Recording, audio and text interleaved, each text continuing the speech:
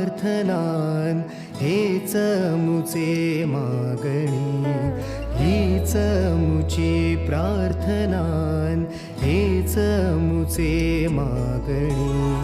माणसाने माणसाशी माणसा सम वागणे,